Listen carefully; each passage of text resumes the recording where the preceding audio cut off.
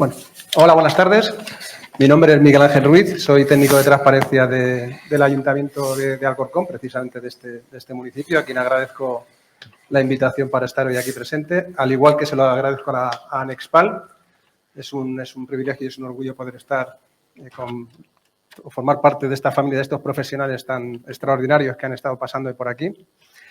Somos la última mesa y, bueno, lo primero que tengo que hacer es excusar a un compañero que iba a venir hoy, que es David Povedano Alonso, director general de innovación del Ayuntamiento de Fuenlabrada, y que, bueno, por razones que no son del caso, pues no ha podido acompañarnos. Entonces, una pena porque había preparado una buena intervención y nos la vamos a perder. Esperamos estar a la altura del resto. Bien. A lo largo de la jornada se ha hablado de muchas cosas. Se ha hablado del derecho a la negociación colectiva en el empleo público, de las dificultades en la composición de las mesas, de la negociación como herramienta para la gestión de personas. Se ha hablado de la dualidad laboral-funcionario también como una manifestación que se ha dicho debería desaparecer en algún momento, que bueno, hubiera un régimen jurídico que no supusiera esa dificultad interpretativa entre unos y otros en las plantillas municipales. Se ha hablado también de la estructura de la negociación, de los principios y límites y del objeto de la negociación colectiva. Y nos toca a nosotros. Ahora, después de ver todas las dificultades que tiene cada una de esas cosas y que hemos estado viendo, vamos a ponernos en situación. Tenemos nuestro acuerdo, tenemos nuestro convenio, ha pasado todos los filtros, intervención, asesoría jurídica, delegación de gobierno y ya está por fin aprobado. Qué bien, tenemos un acuerdo y tenemos un convenio. Y ahora, estas dos personas que están aquí, que ahora presentaré, nos van a hablar de qué valor tienen las cláusulas y los pactos que definitivamente parece que ya son válidos. Entonces, contamos con dos ponentes con una amplia experiencia en materia de recursos humanos, de gestión de recursos humanos y de negociación. En primer lugar, Ainara Conesa García, bienvenida. Ella es en la actualidad jefa de sección de Recursos Humanos y Servicios Públicos del Ayuntamiento de Benicàssim. Es licenciada en Derecho por la Universidad Jaume I de Castellón y técnico de Administración General, funcionaria de carrera del Ayuntamiento de Castellón desde el año 2005. ¿Es correcto? Bien. Forma parte también de la Asociación Valenciana de Técnicos de Personal de la Administración Local, de la Asociación de Mujeres en el Sector Público y es tutora de prácticas en los grados de Derecho, Gestión y Administración Pública y Relaciones Laborales y Recursos Humanos. Y por otro lado, Paco, si me permites, sí, claro. Francisco, gracias. Por su parte es funcionario del Ministerio de Hacienda y forma parte del Gabinete Técnico de UGT Servicios Públicos, habiendo participado en la negociación, si me digo algo incorrecto me corriges, de todos los acuerdos que se han llevado a cabo en las administraciones públicas desde el año 95. O sea, tenemos una persona que creo que tiene una experiencia brutal en estos temas. Es licenciado en Derecho por la Universidad Autónoma de Madrid y en la actualidad forma parte de la Comisión de Seguimiento del Acuerdo para una Administración del siglo XXI y de la Comisión de Seguimiento del Acuerdo de 5 de julio de 2021 para reducir la temporalidad. Entonces, está bien. Desde luego la iniciativa es buena. Sí, sí. Entonces, bueno, vamos a empezar, si queréis, Ainara, por ti. Ilumínanos, cuéntanos tus experiencias en tu ayuntamiento, en tu puesto. Sí, pues en primer lugar, dar las gracias a Anexpal y a la Asociación de Técnicos de Personal de la Comunidad Valenciana por permitirme el honor de estar hoy aquí con todos vosotros y, sobre todo, tratar un tema tan interesante como es la negociación colectiva. La verdad es que no hay muchos momentos en los que hablemos de este tema y, además, que estén también los sindicatos, porque muchas veces nos reunimos los técnicos de recursos humanos, empezamos a hablar de lo que ocurre en las mesas, pero, bueno, estar las dos partes realmente es muy interesante. Y al hilo de lo que has comentado, yo querría empezar un poco antes de cuando el pacto ya tiene vigencia. Bien. Deberíamos de empezar hablando de tenemos un deber de negociación, pero no tenemos un deber de resultado. Tenemos simplemente el deber de negociar, el deber y el derecho. Yo creo que son las dos cosas, es un deber y es un derecho. Pero podemos empezar a negociar y no llegar a ningún acuerdo. Yo siempre creo que es muchísimo mejor llegar a un mal acuerdo que no que sea directamente el órgano de gobierno el que decida las condiciones de los funcionarios.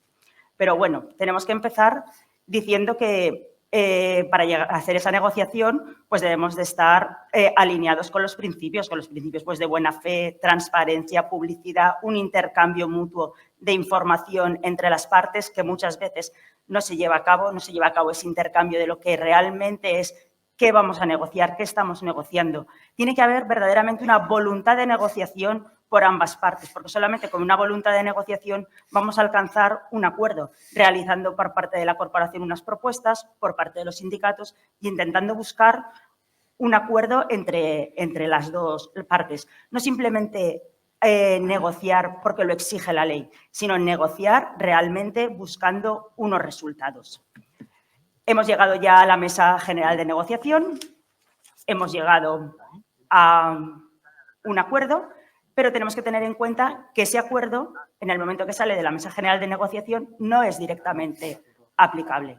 Ese acuerdo necesita una ratificación de un órgano de gobierno, una ratificación expresa y formal para que realmente tenga una validez. Realmente lo que hemos negociado en la mesa general de negociación solamente es el contenido material de lo que realmente luego tiene que ratificar la corporación.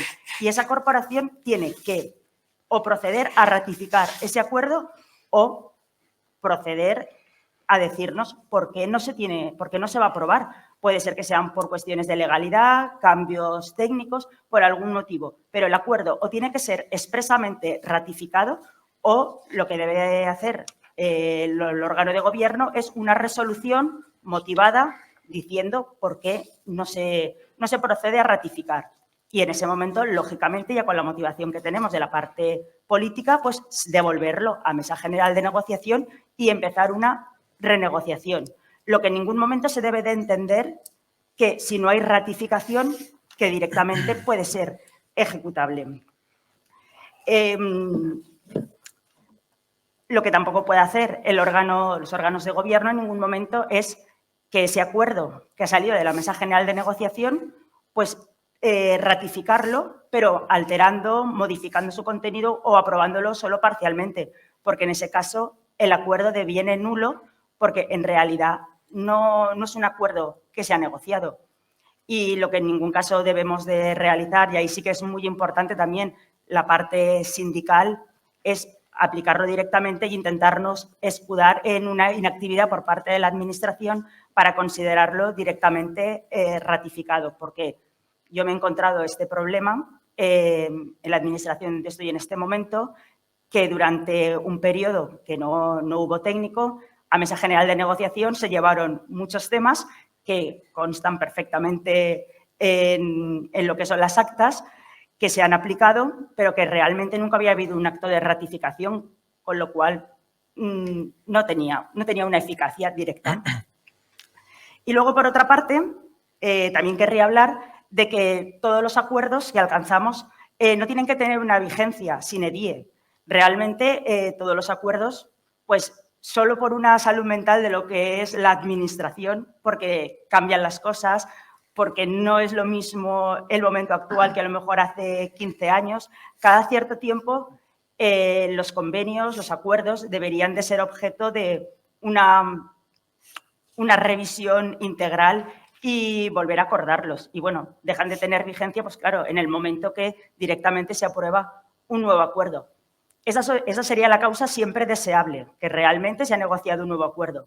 Pero muchas veces también ocurre que, sobre todo, hay dos motivos por los cuales determinados acuerdos pues, no resultan aplicables. Por una parte son por causas económicas, que eso lo tenemos establecido en la ley, cuando excepcionalmente y por causa grave de interés público, derivado de una alteración sustancial de las circunstancias, se procede por el órgano de gobierno a la suspensión o modificación de pactos y acuerdos. Y luego, por otra parte, tenemos causas legales, como nos está ocurriendo con determinadas leyes de presupuestos generales del Estado, que nos dicen que determinadas cláusulas son nulas, o como ocurrió con el Real Decreto 20 de 2012.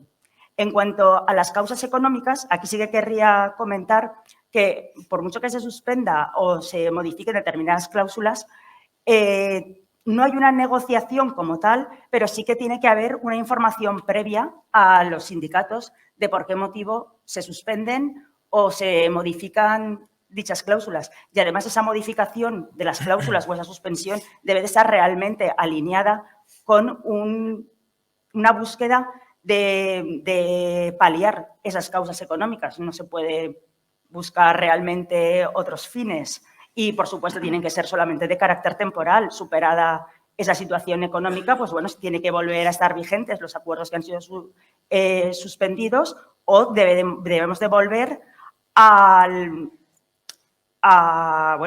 cómo era la cláusula antes de que se procediese a su modificación.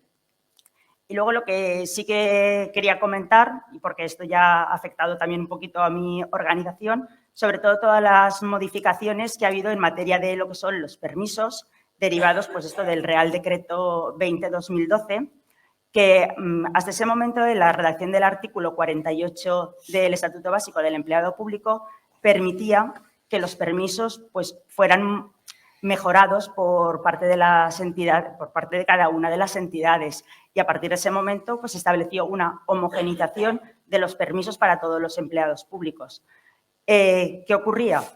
Pues que, por lo menos en mi ayuntamiento, no dejaron de aplicarse realmente las cláusulas que después de esa modificación ya no se tenían que haber aplicado porque mejoraban los permisos y ya no eran permisos homogéneos en todas las administraciones.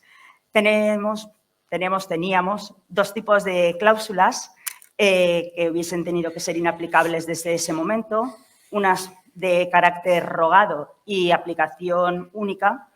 Por ejemplo, bueno, aquí voy a decir algunas que no son de mi administración, pero permisos de mayor duración por fallecimiento, por hospitalización, una ampliación del permiso de maternidad o paternidad de 4 semanas, un permiso de 15 días adicionales por matrimonio, en lugar de 1 día o 2 días por traslado de domicilio, 3 y 4 días. Pues en estos casos, pues he tenido que denegar estos permisos realmente porque ya no eran aplicables, lógicamente. ¿Qué ha ocurrido? Que como no habíamos declarado la nulidad de lo que es la cláusula, pues algunos me los han ganado en el contencioso. Y luego teníamos otro permiso, que ahora estamos en la fase de declararlo nulo, que era un permiso rogado, pero de disfrute sucesivo. Teníamos un permiso de 3 días al mes por cuidado de familiares aquejados de una enfermedad de larga duración. Y ocurrió que en el año 2008, cuando se estableció, la plantilla del ayuntamiento era una plantilla relativamente joven, pero transcurridos 15 años, pues la plantilla está envejecida como todas las administraciones y aproximadamente 1/3 de los funcionarios estaban disfrutando de este permiso.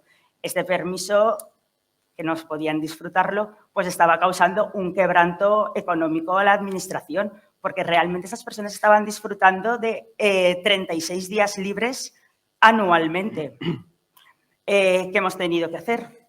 Pues bueno, instar la revisión de oficio, dimos trámite de audiencia a todos los interesados y también dimos trámite de audiencia a los 6 sindicatos que tenemos en este momento en el ayuntamiento.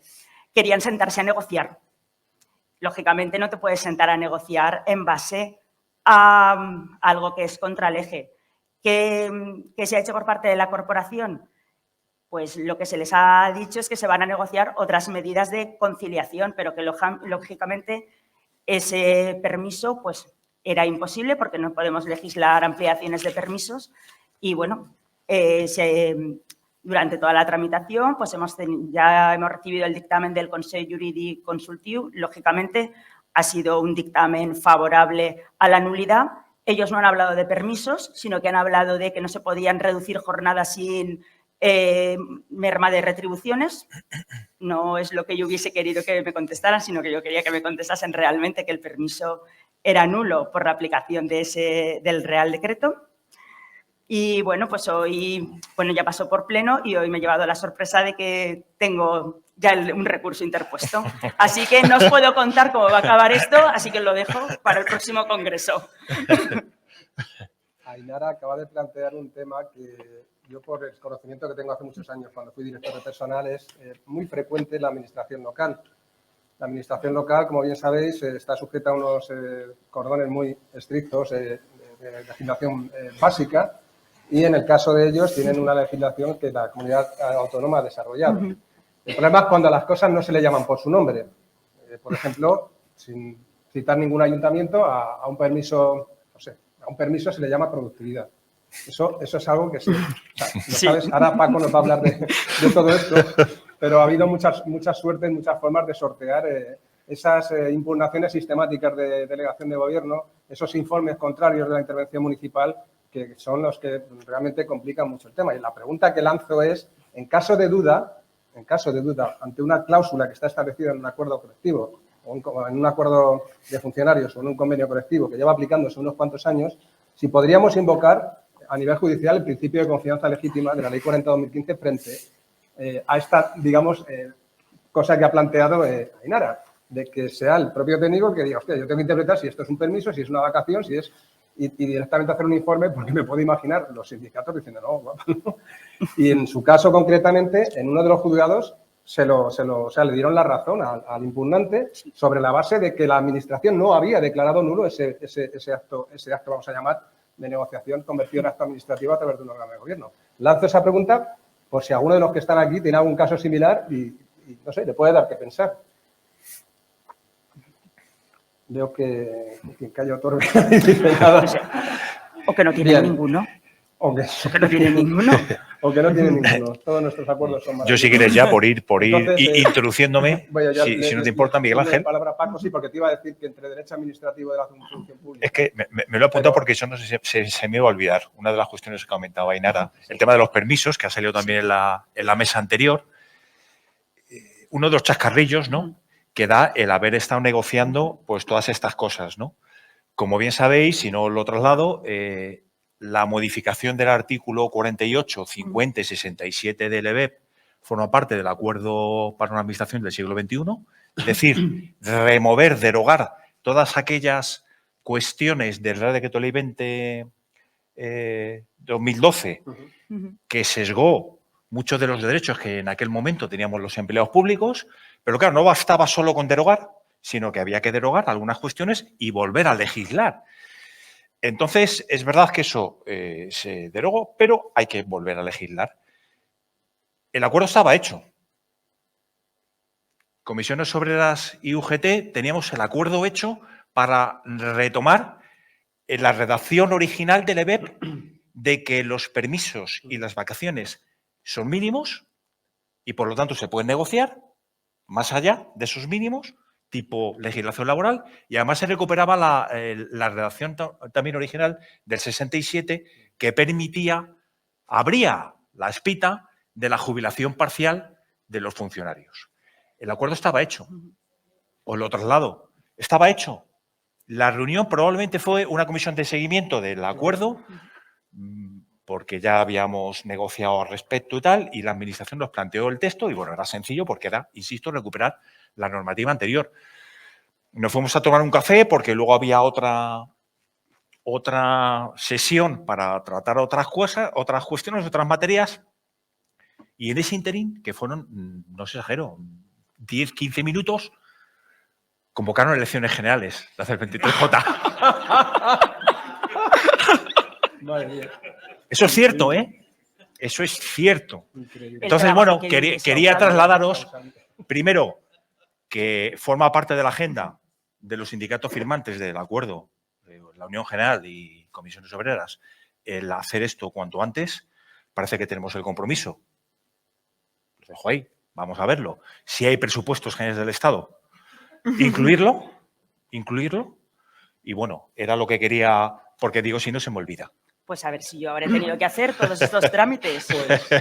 Y dentro de un año tengo que volver a negociar. Pues mira, a lo mejor sería buen momento para que denunciasen los sindicatos ya el convenio y empezar a negociar otra vez desde cero. Pues yo la verdad es que me quedo con lo que es una pena que haya habido que convocar elecciones en un momento, precisamente en ese momento. Fue ese día exacto. Un momento. Si no, un día después. Y bueno, pues es que además se hubiese metido, es poco ortodoxo, en cualquier proyecto de ley que estuviese próximo a finalizar su tramitación parlamentaria, haberlo metido como una medida transaccional de ese estilo, ¿no? Pero hoy por hoy hay intención.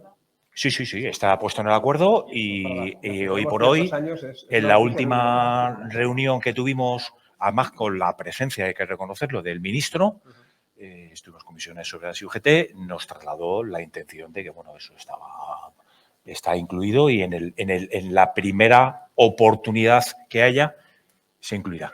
Pues nada, vamos a verlo. Habrá que rezar. Bueno, Paco, hecho este inciso tan bueno,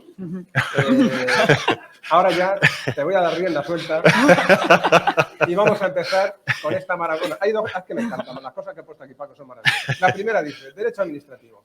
y lo entre paréntesis dice, de la función pública. En caso de duda, ahora no lo cuenta, pero la segunda ya es espectacular. Artículos 32.2 y 38.10 del TREBET. Una espada de Damocles sobre lo pactado. O sea, con esto, ahí os dejo con Paco, vamos, seguro que va a ser maravilloso. Bueno, yo, en primer lugar, como ha tratado Ainara, agradecer la invitación a Nexpal. Yo creo que es una gozada el poder estar aquí, trasladar un saludo de la Comisión Ejecutiva Federal de UGT Servicios Públicos. Iba a haber estado aquí Joana Amor, la responsable del sector local a nivel estatal, pero bueno, por cuestiones de agenda no ha podido estar. Y segundo, felicitaros. Y ya empiezo, porque claro, es que con este foco es difícil no decir la verdad. Entonces yo desde el primer momento voy a empezar a decir la verdad. Voy a soltar verdades, ¿no? Máxime teniendo en cuenta que somos la última mesa y soy el último ponente, con lo cual, antes de que empiecen a levitar, voy a intentar ser lo más ágil y directo posible. Cuidado con lo que dices, que tenemos la salida de emergencia lejos. Bueno. No sé si por aquí se puede salir también, pero vamos. Y bueno, felicitar efectivamente por la celebración de una jornada como esta, con este título. Y ya entro directamente. ¿Por qué? Porque uno cuando se sienta a negociar las mesas generales de negociación,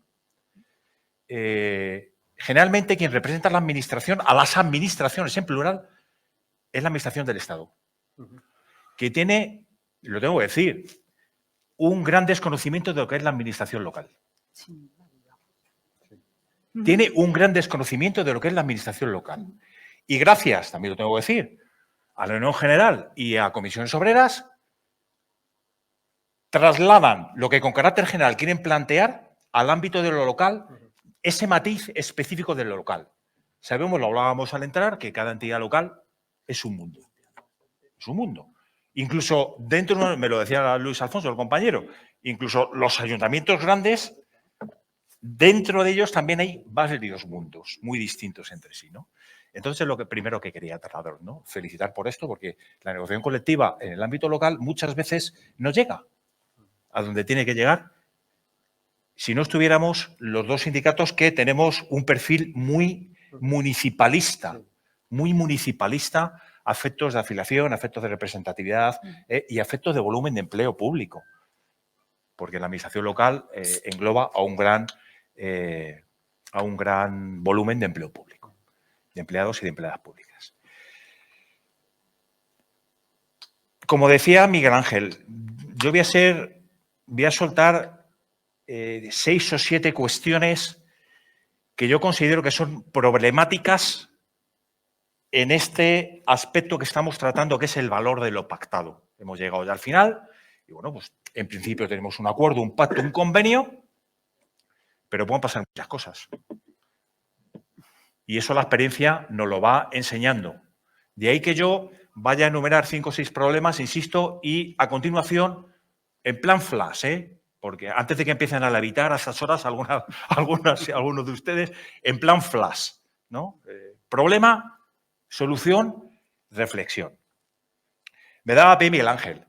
Pues claro, si es que el derecho administrativo, la esencia del derecho administrativo es defender a la administración. Es que no tiene otro. Es que no tiene otro. Ya nos dirigimos a ella como ciudadanos, ya gestione cuestiones de relaciones laborales de los empleados y de las empleadas públicas, sean funcionarios, sectoriales o laborales. Esa es la finalidad. Probablemente esta mañana lo hayan visto. Un condicionante previo para la negociación colectiva es que, aun negociando de buena fe, como se ha hablado en la mesa anterior, etcétera, etcétera, si no hay acuerdo, la administración decide unilateralmente. Pero es que aún habiendo acordado, habiendo llegado a acuerdos, habiéndose publicado, habiendo pasado todos los filtros, como decía Miguel Ángel y Ainara, hay un riesgo tremendo de que lo pactado o lo acordado no se cumpla o no se desarrolle. Entonces, eso es lo primero que yo quería trasladarles, porque probablemente haya estado subyaciendo a lo largo de toda la jornada, pero que tenemos que tener muy en cuenta. Esto no es derecho laboral. El derecho laboral sí tiende a equilibrar la relación persona trabajadora, empresa, empresario. Esa es su finalidad. Sin embargo, la del derecho administrativo, la del derecho de función pública, si consideramos que es una de sus disciplinas, no es esa. Y ya que estamos en Madrid, bueno, aunque sea un municipio cercano a Madrid, como diría un castizo, pues para mostrar un botón, ¿no? También lo ha mencionado Ainara y Miguel Ángel. Los artículos 32.2 y 38.10 del Estatuto Básico del Empleo Público, del EBEP. A mí me sigue gustando llamarlo EBEP, más que TREBEP. Pero bueno, son manías, ¿vale? Es que es una espada de Damocles, Miguel Ángel, Ainara. Es que es una espada de Damocles. Fijaros ya no solamente en la redacción. Con carácter general, es decir, la norma general es: se garantiza el cumplimiento de los pactos o acuerdos de los convenios colectivos. 6 palabras. 6. La excepción, 2 párrafos. Pero 2 párrafos con profundidad. Y digo 2 párrafos porque hasta el año pasado eran 3. El tercer párrafo, que es el que definía qué se entiende por causa grave, económica, etcétera, etcétera, que la introdujo el Real Decreto Ley 2012, el 20 de 2012, gracias al acuerdo Administración-Sindicatos reciente al que acabo de hacer mención, lo hemos suprimido. Yo me acuerdo que cuando se negoció este en el 2007, el EBEP, estaba el ministro Jordi Sevilla, y claro, fíjense ustedes, o fijaros, si me permitís la proximidad, la confianza, las palabras que se empleaban, ¿no? Causa grave de interés público que altere sustancialmente la economía. O sea, todo como muy rimbombante, ¿no? Nosotros decíamos, claro, esto lo firmamos, hay que decirlo, ¿no? El foco me hace decir la verdad, insisto. Esto lo firmamos en su día. Y le decíamos, bueno, Jordi Sevilla, el ministro de por aquel entonces, ¿y esto? Una catástrofe, esto tiene que ser una catástrofe para que haya un incumplimiento de pactos, acuerdos o de convenios. Y bueno, pues venga, para adelante. Nos hemos dado cuenta de que eso, pues bueno, con el paso de los años, desgraciadamente, el primer ejemplo que tuvimos fue con el 8-2010, del -5, fue, yo creo que con carácter general, el primer incumplimiento que hubo en base a estos 2 artículos. Y lo que quería trasladar aquí también es que, pues bueno, nosotros lo peleamos en su día, pero un auto del Tribunal Constitucional y luego sucesivos, pues le dio la razón a la decisión del Gobierno. Es verdad que con criterios meramente economicistas. Y como bien decía en su brillante exposición Ainara, la primacía de la ley sobre lo pactado, acuerdo, pacto o convenio. Espada de Damocles de manera directa. Decía Ainara una cosa importantísima, que ya traslado aquí yo a la primera reflexión. El Gobierno, por así decirlo, se descuelga, ¿no? Nos tiene que informar. A mí eso, desde el punto de vista práctico, e incluso desde el punto de vista de legitimidad, de haber firmado y acordado y negociado, me parece sumamente escaso. Sumamente escaso. Es verdad, además comparto lo que decía Ainara, que cuando a mí me llaman para informarme, no pueden banalizar esa información. Es decir, he adoptado esta decisión y punto. No, tienen que acreditarla, el por qué, el cómo y cuál va a ser la alternativa a lo que nosotros habíamos firmado.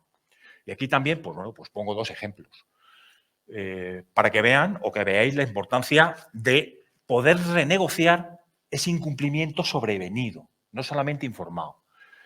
El Real Decreto Ley 8-2010, el del -5%, ese se nos informa con suficiente antelación. Aparte del disgusto que nos llevamos, porque el acuerdo se había firmado 5 o 6 meses antes, dijimos, bueno, pues hay que buscar aquí alguna cuestión. Bueno, pues conseguimos algo que no trascendió mucho, pero yo creo que, como decía Ainara, vamos cumpliendo años, agradeceremos de que nos llegue la jubilación. Fuimos capaces, la Unión General y Comisiones Obreras, de trasladar al Gobierno la necesidad de que, aunque nos recortasen un 5%, mantuvieran la cotización a la Seguridad Social por lo que veníamos ganando anteriormente. Yo creo que un logro, que eso, si no hubiese habido ahí un pelín de negociación, tal. Sucedió todo lo contrario con el 20-2012. Nos informaron en el mismo momento que estaba aprobando el Real Decreto Ley el Consejo de Gobierno, el Consejo de Ministros. Ahí no hubo margen. Quiero destacar la importancia de trasladar el tema de que vaya más allá de la información, ¿no? Luego, además, con este tema también, Ainara lo decía, se puede diferenciar, ¿no?, que hay pues un descuelgue legal y luego el descuelgue estatutario de modificación o suspensión. Yo creo que, en términos generales, no se ha llegado a diferenciar prácticamente en ningún supuesto la modificación y la suspensión. Va generalmente, en los que yo conozco, con carácter general, todo unido. Es más, también pongo un ejemplo. El tema de las 35 horas de la jornada, que muchos ayuntamientos, convenios, pactos, acuerdos, las tenían. La ley de presupuestos del año, no recuerdo cuál fue, me parece que la del 18, dice que con carácter general y básico, 37 horas y media, ¿no? Y lo pone en una ley, tal. Eso luego se va desdiciendo en base a acuerdos, eso se va quitando y se va permitiendo hasta ahora que, bueno, pues hay campo libre, no hay ningún tipo de limitación ni económica ni tal. A nosotros nos llamaron a la puerta muchos ayuntamientos y dijeron, entonces yo recupero las 35 horas, pues yo las tenía. Pues yo tenía un pacto, yo tenía un acuerdo, yo las recupero, ¿no? Si eso se ha derogado. Contestación de función pública, no. Hay que volver a renegociarlo. Hay que volver a negociarlo. Entonces, es otro de los problemas, otras reflexiones que con respecto a estos dos preceptos, el 38 y el 32, creo que se debería de tocar, ¿no? De tocar. Luego, además, claro, aunque me informen, incluso en el supuesto de que se negocie, se renegociara, si llegásemos a esa reflexión y a esa necesidad, después de lo que les he explicado, lo decía también Ainara en su intervención y yo quiero recalcarlo. La decisión que adopte ese gobierno de turno que decide incumplir, acogerse a estos dos artículos, ¿dónde quedan los límites materiales de esa suspensión o de esa modificación? ¿Y dónde quedan los temporales? ¿Y quién decide si es proporcional o no la decisión que ha adoptado de modificación o de suspensión con respecto a lo que habíamos firmado? Eso a fecha de hoy no está resuelto. Por eso yo creo que son dos preceptos del EBEP sobre los cuales se debería de ir, pues bueno, dando una vuelta. Perdón, Paco, una pregunta. Sí. ¿Crees que sería conveniente de alguna manera, cuando se renegocie el contenido de estos preceptos, hacer desaparecer en la medida de lo posible los conceptos jurídicos indeterminados o por lo menos minimizar o acotarlos lo máximo posible? Yo creo que sí. Es que yo creo que esto al final genera que quien manda pues interpreta. Efectivamente. Y igual que a una cosa tan importante como ha sido un estado de excepción o de alarma, se le llama luego de una forma distinta y parece que luego en la realidad sabemos todos que viene a ser lo mismo. Efectivamente. Pero, claro, al final, el problema de los conceptos jurídicos indeterminados, y más en una materia negociada, yo lo veo claro. Complicado luego en cuanto a que la aplicación acaba siendo unilateral. Totalmente de acuerdo. Tú, fíjate, os lo he dicho de pasada, gracias al acuerdo de la Unión General de Trabajadores y Comisiones Obreras, hemos suprimido el tercer párrafo, que es el que definía que se entiende por causas económicas graves, ¿no? Que eran tres, ¿no? Era plan de ajuste, de equilibrio de las cuentas públicas, déficit, el control del déficit. Decía esas tres, pero de entrada ponía, eso ya sí, Miguel Ángel decía, entre otras. Claro. Eso era un cheque en blanco. Porque a mí me podía decir, hombre, pero si es que te estaba definiendo tres. Sí. Tres. Yo lo de déficit público, como se identifica con la ideología, nunca lo he compartido y me parece una barbaridad, ¿no? Es que esto te venía a decir que por una décima yo ya me podía descolgar. Pero es que lo grave era que ponía entre otras. Entonces, cheques en blanco, cuanto menos, mejor. Y teniendo en cuenta además las últimas estas decisiones judiciales y tal, no sé qué, sí. Judicializar, cuanto menos mejor. Cuanto menos mejor, yo creo, es otra de las cuestiones que quería trasladar, ¿no? Nosotros, la Unión General, tenemos muy claro que la negociación colectiva debe ser el mecanismo clave para mejorar las condiciones de trabajo de los empleados públicos. Y la posible judicialización o la necesaria judicialización, porque a veces, oyes, no voy a tirar yo piedras contra el propio tejado, yo soy letrado también, oye, algo tengo que comer, ¿no? Está claro. Debe ser algo residual y complementario, no debe ser lo habitual, ¿no? Tenía aquí también el tema de incumplimiento, pues por aprobarse normativamente algo distinto a lo pactado, pero bueno, ya lo he tratado ahí nada, yo paso por encima de ello, ¿no? Sí quiero detenerme en otra cuestión que se está poniendo muy en boga en el conjunto de las administraciones públicas. Es aquella administración que incumple, pero no en virtud de una ley, no en virtud de estos dos artículos que los hemos trasladado, sino por inactividad. Se queda parada, hace el don Tancredo. Si se me permite la expresión taurina, ahora que tampoco se ven los toros. Pero, ¿no? Aguantar, efectivamente, ¿no? Y de eso tenemos ejemplos muy habituales, desgraciadamente, muy recientes. En el acuerdo de esta administración sindicatos para una administración del siglo XXI, hay varias cuestiones que se deben haber resuelto en el año 2023 porque estaban tasadas, que era lo de la clasificación, aplicación del artículo 76 del EBEP, fundamentalmente el grupo B. ¿Vale? Pues bueno, la administración de momento dice, claro, es que hay que echar cuentas, es que los sectores que más afectados están, que son sanidad, servicios sociales, no sé qué, tal, pues es que, y además son las comunidades autónomas las que lo tienen que abonar. A ver cómo ponemos esto en marcha. Bueno, no es el único ejemplo. Ya ha pasado varias veces, pero yo lo he trasladado porque, bueno, es el más reciente, el que mejor conozco. ¿Qué estamos haciendo las organizaciones sindicales? Bueno, a lo mejor es dar las pistas, pero bueno, también puede ser una amenaza, ¿no? Para que tomen nota la administración. Nosotros hemos recurrido al artículo 29 de la Ley de Jurisdicción de la Contencioso Administrativa, al 29.1, que es el que habla precisamente de la inacción administrativa. Y nosotros ya hemos conseguido, en algunos sectores concretos, en concreto en mi ministerio, que nosotros teníamos ahí un grupo de trabajadores que tenían la titulación de técnico superior, grupo B, que se les exigió en su momento para acceder, que las funciones que desempeñan están en base a esa titulación y tal.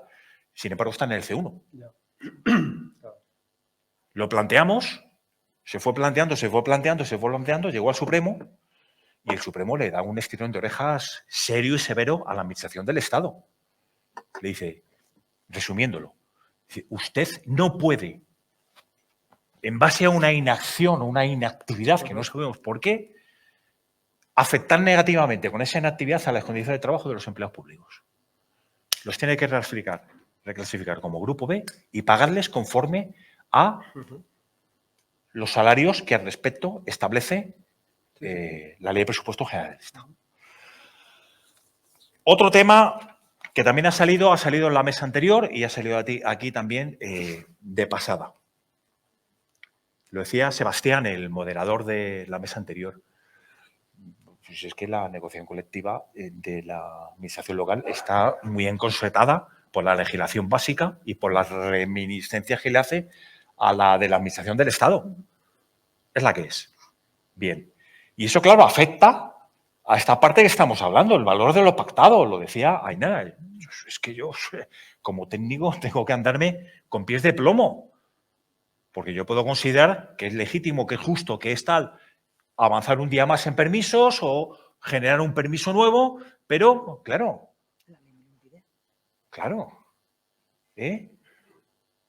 tengo la figura del delegado de gobierno que en un momento determinado me puede decir, permíteme la expresión, te estás pasando, no puedes legislar más allá de esto.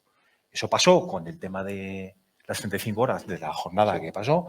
A nosotros nos dio mucho bochinche el tema también de los premios a la jubilación. Eso está generando mucha historia. Y ahora a distinto nivel, porque joder, por una vez podríamos tener en la administración local un referente válido en la administración del Estado con el tema de los niveles.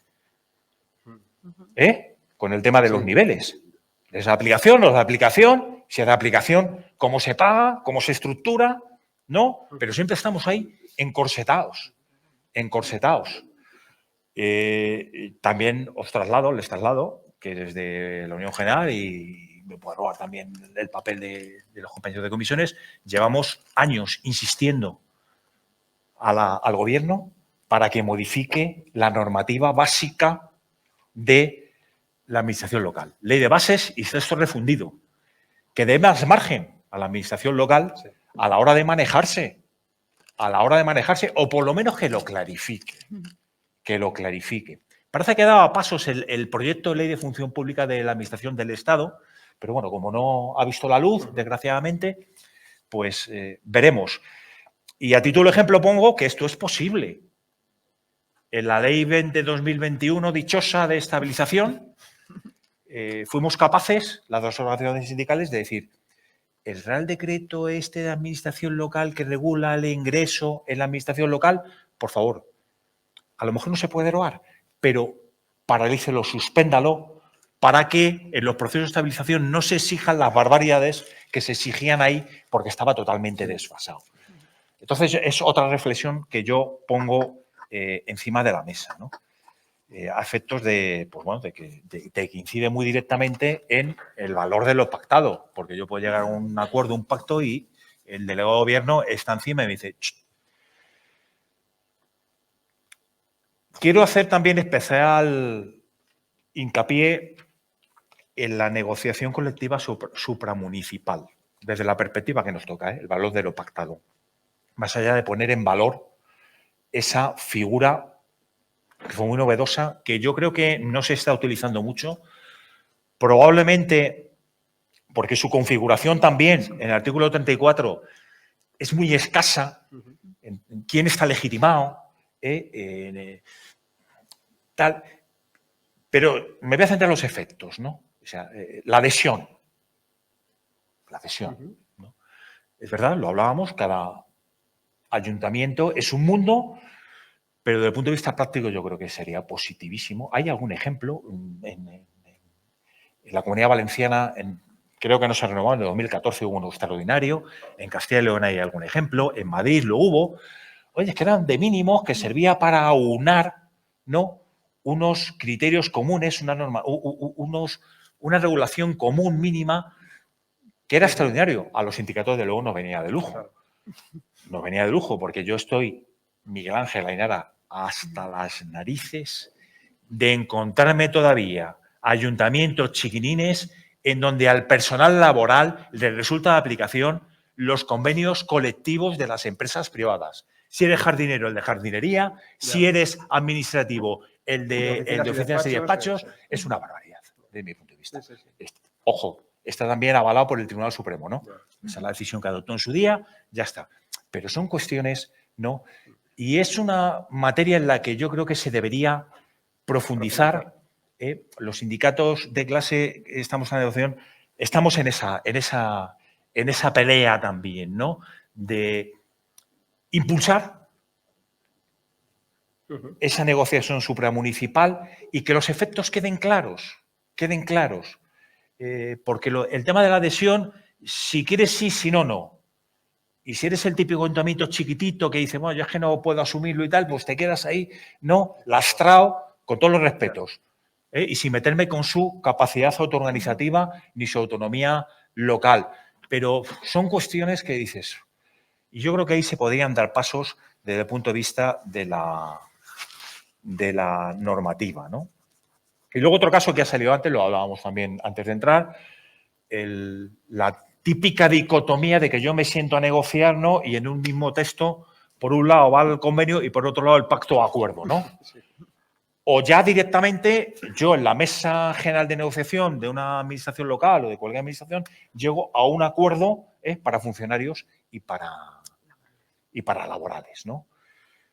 Claro, dice, no, pero es que no, el EBET te dice que para los funcionarios tiene los efectos del EBET y para los laborales el del estatuto, sí, pero no me dice que tiene los efectos, por ejemplo, de convenio colectivo. No va al artículo 32, va al 82, va al 83, que habla de acuerdos de materias concretas o de regulación de la estructura de la negociación o acuerdos interprofesionales.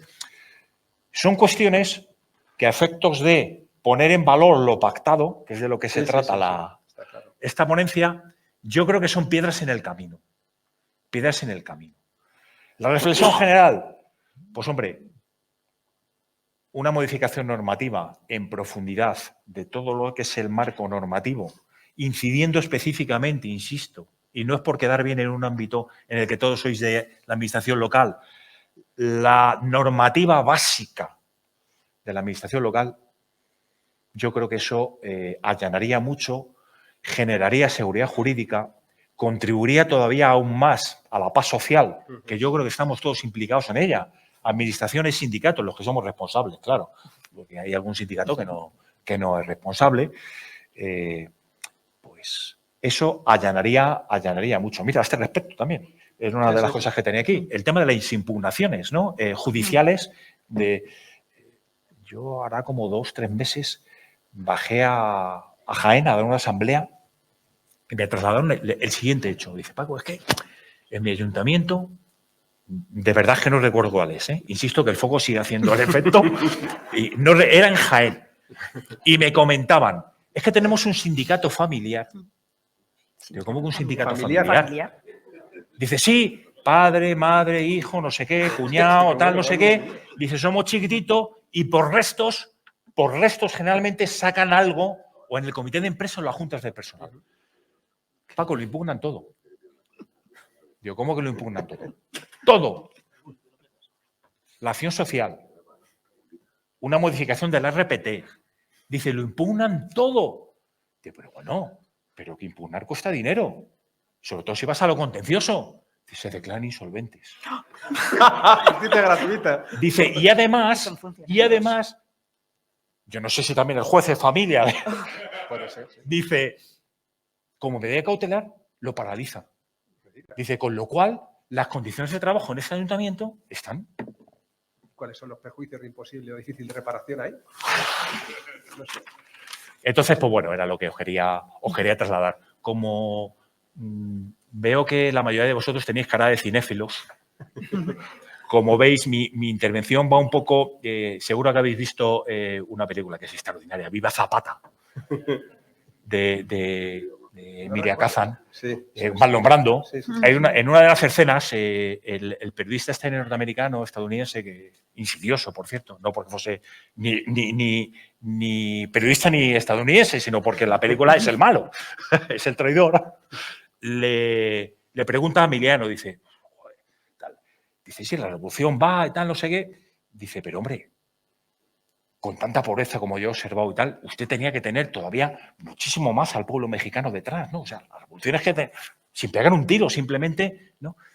Y Emiliano Zapata le contesta, dice, me gustaría ser la conciencia de todos y cada uno de los mexicanitos y mexicanitas que hay, pero no puedo. Me conformo con agitarles esa conciencia, ¿no? Para tal. Pues lo mismo es lo que intento yo trasladarles, los 6, 7 problemas que a efectos prácticos vemos y las 6 o 7 posibles reflexiones o soluciones que podrían plantearse respecto. Y ahí lo dejo. Pues muchísimas gracias, Paco. Creo que ha sido, bueno, tanto Paco como Ainara nos han resuelto unas cuantas dudas que seguramente nos van a servir de aplicación en nuestro trabajo. Y bueno, no sé si alguien tiene alguna pregunta, una cuestión que plantear. Estaríamos encantados de intentar resolverla, si es posible. Pues qué bien lo hemos hecho, oye. Nadie dice nada. Bueno, pues por nuestra parte, Ángel, muchas gracias.